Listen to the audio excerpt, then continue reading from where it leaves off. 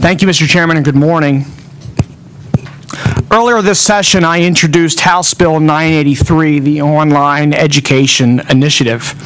And as a result of numerous meetings, a public informational session here with this committee, a public hearing in May, and I wish to extend my thanks to this committee, to the staff, to the chairman for the time that this committee and staff have put into this legislation, and really the thorough vetting process that this committee has had, and it's been extremely helpful. And as a result, we have revised the language that was contained in House Bill 983, and I introduced a new bill, House Bill 1718, based on the feedback we received, that will provide greater course choice, new enrichment opportunity for students, and a more customized, individualized learning experience for our students. House Bill 1718 allows public school students the ability to customize their learning by choosing the best course for their needs, looking at format, schedule, and quality. Courses could be online, face-to-face, or in a blended learning format, and offered by a diverse group of providers ranging from institutions of higher education to private providers and other virtual schools. The experience of other states tells us that many entrepreneurial public schools and public school educators will also apply as providers.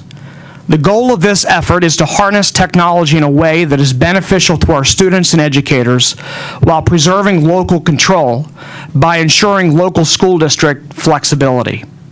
House Bill 1718 would require the Pennsylvania Department of Education to establish a database of online courses available to public schools in the Commonwealth. Students in grades 9 through 12 and then later grades 6 through 12 will have the opportunity to choose courses selected by their school district and pursuant to a local school district policy. My legislation ensures school districts have maximum flexibility to develop their own courses, contract with a provider, and/or utilize courses on the Pennsylvania Department of Education clearinghouse. This legislation does not mandate the use of the clearinghouse, nor does it mandate that every student take an online course.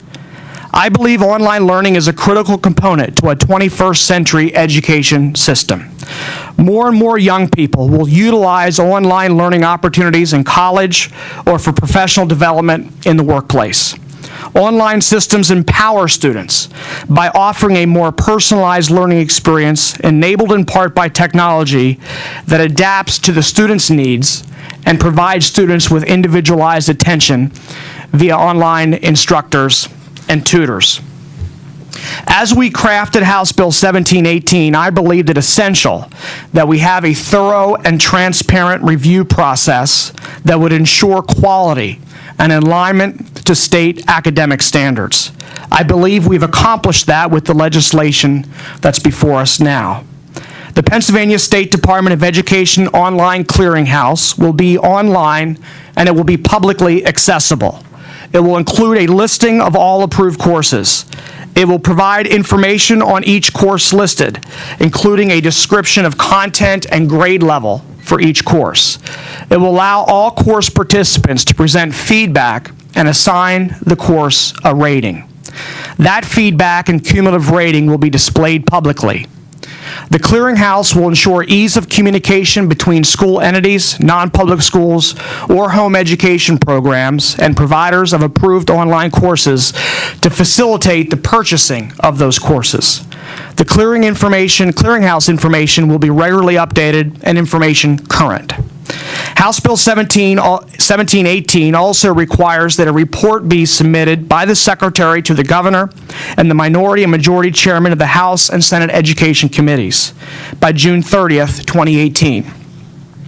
That report will include information such as the number of students participating, the number of online courses available through the clearinghouse, a description of the types of online courses available through the clearinghouse, an assessment of the academic impact of online courses on participating students, an assessment of the financial costs incurred by school districts in offering online courses, and recommendations for improvement. Should House Bill 1718 ultimately become law, Pennsylvania will join a number of other states already providing these online learning opportunities for students: Utah, Idaho, Florida, and Louisiana, to name just a few.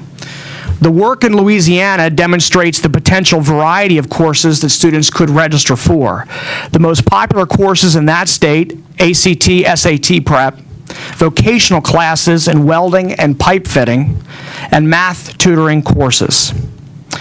I appreciate again the time that this committee has put into this legislation.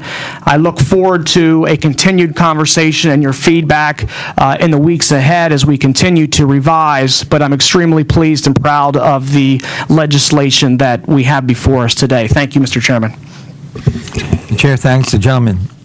Representative Aument, during the past months, we had a public hearing out in your district, and we had a number of educators there who looked at the legislation, and it was my impression that they received the report very enthusiastically. Can you maybe comment on that, that the schools are willing to move forward and participate? So this is not something that, so the members know that this does have support by the educators themselves, and they see this as an expansion of the education process.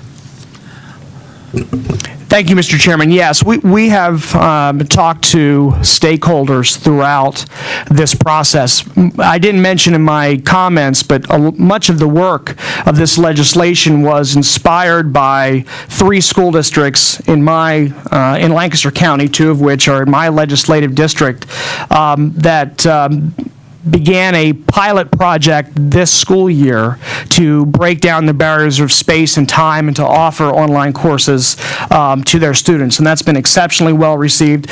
Many of the members here on this committee know and have school districts in their legislative districts that are already at this work, and many wish to take steps towards this level of innovation but are looking for some guidance as to how to do that. I think the clearinghouse is a great step in that direction to ensure quality. Again, I think it's important to provide local school districts, and this was based on their feedback at that hearing in Lancaster.